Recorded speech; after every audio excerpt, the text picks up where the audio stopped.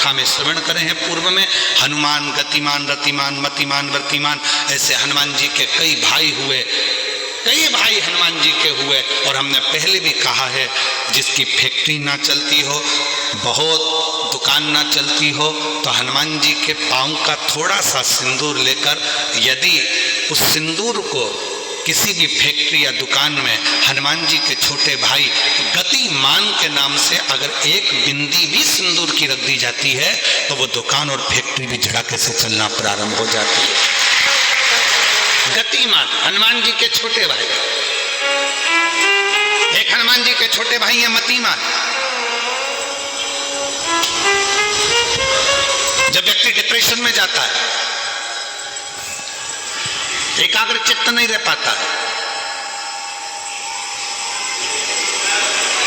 पढ़ने बैठता है पर एकदम मन नहीं लग पाता है, तो मतिमान का स्मरण किया जाता है, हनुमान जी के तीसरे नंबर के भाई का मतिमान।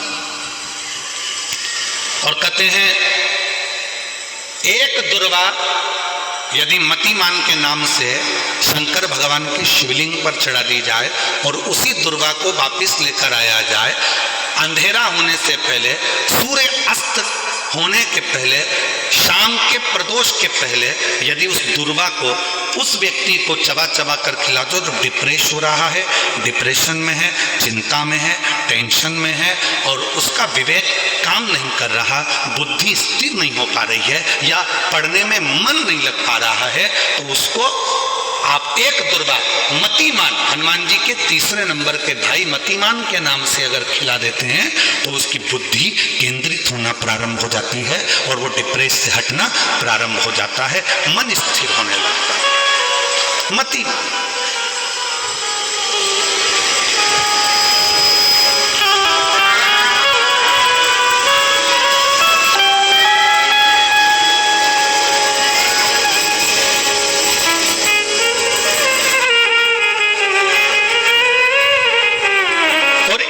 आता है व्रतिमान। इसका प्रैक्टिकल तुम अभी यहीं से कर लेना, ठीक है? चलते चलते मालूम पड़े तुम्हारी पार्किंग यहां से आधा किलोमीटर दूर है, ठीक है? अरे बोलो तो जम के, आधा किलोमीटर दूर तुम्हारी पार्किंग है और तुम्हारी उम्र लगभग बहुत हो गई, मालूम पड़े तुम थोड़े वृद्ध हो गए हो और तुम्हारा घुटना दुख रहा है, तुम्हारी कमर दुख रही है, चलते चलते बड़ी मुश्किल से तुम कथा स्थल तक पहुंचे हो। अब मन में आ रहा है कि मुझे वापस पार्किंग तक जाना है, कैसे जाऊंगी, पाँव तो दुख रहा है। तो एक काम आज चलते चलते करना कि कहीं सीवर वाला महाराज झूठ तो नहीं बोल रहा है, तो प्रैक्टिकल करके जाना। क्या करोगे, यहाँ से जाते समय आप जब जा रहे हो और आपके शरीर का कोई अंग जब दुख रहा है, तो श्री शिवाय नमस्तुभ्यम कहकर श्री व्रतिमान हनुमान का स्मरण कर। किसका स्मरण करना है? जम के बोलो, व्रतिमान हनुमान।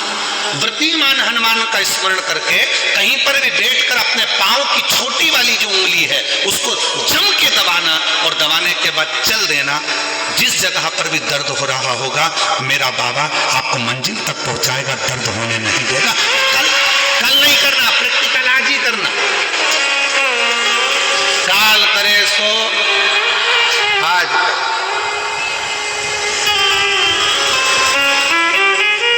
व्रतिमान आज करेंगे गुरुजी, 3 महीने में फर्क दिखेगा। तुम तो आज की आज का बताओ ना कि आज की आज में फल कैसे मिले। तुम तो बिल्कुल तैयारी में बैठो। जाते जाते व्रतिमान हनुमान भगवान श्री शिवाय नमस्तुभ्यम का स्मरण कर कर एक ऊर्जा के साथ, ताजगी के साथ चलते जाओ। थोड़ा बहुत नहीं देते, मेरे भगवान देते हैं छप्पर फाड़। 2 चीजें हैं आज कथा में आई है, तो आप लोगों के स्मरण में आ जाए। जिसके घर में औलाद नहीं है, संतान नहीं है, जो बहुत बीमारी से ग्रसित है, बहुत बड़ी बड़ी बीमारियां हैं, रोग है, तकलीफ है,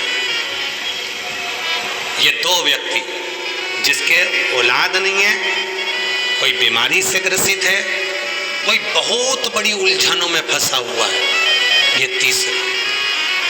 ऐसे व्यक्ति को जब शिव के मंदिर में जल चढ़ाने जाते हैं तो नंदी के सीधे कान में जल चढ़ाने से पहले अपने मन की बात नमः शिवाय, ओम नमः शिवाय, श्री शिवाय नमस्तुभ्यम कहकर अपने मन की बात नंदी के कान में कहकर फिर शिव जी को जल चढ़ाना चाहिए।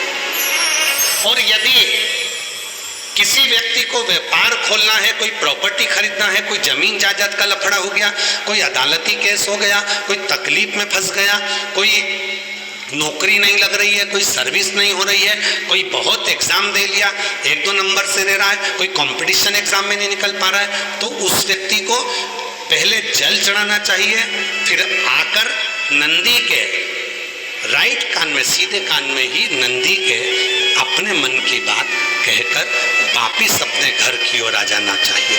दोनों में अंतर चाहिए, दोनों में अंतर, दोनों में।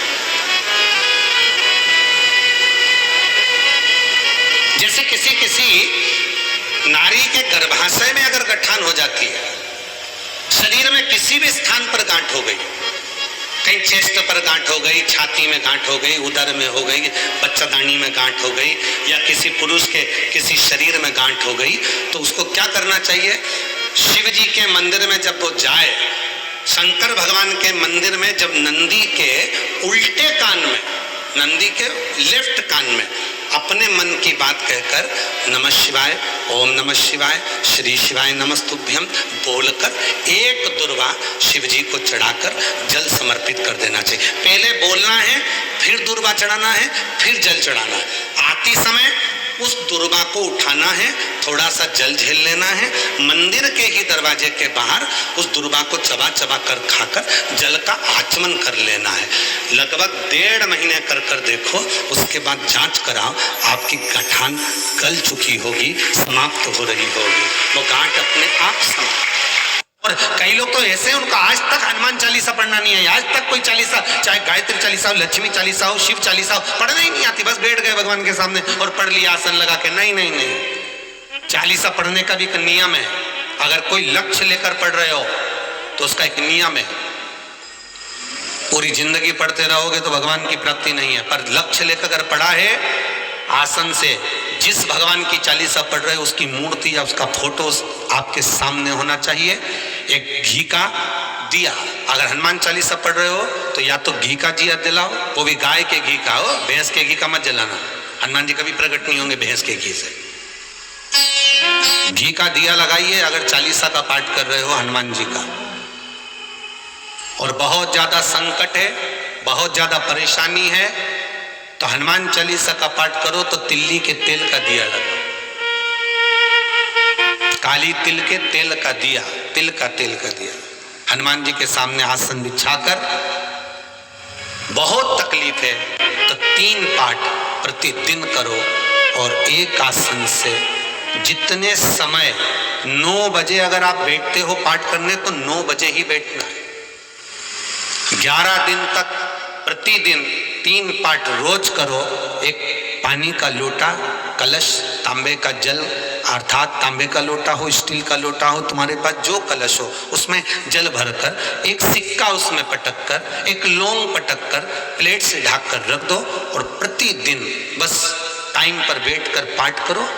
11 दिन पूर्ण होंगे, जिस कामना से आपने पाठ करा है बस वो सिक्का, वो लौंग कलश में से निकाल लो, जल का आचमन करो, और जिस काम के लिए करा है वो जल उस प्रयोग में ले लो। उस प्रयोग, किसी से बात करने जाना है तो वो जल पी कर जाइए, कोई से हाथ मिलाना है तो वो सिक्का, वो लौंग अपने हाथ में रखिए, अपने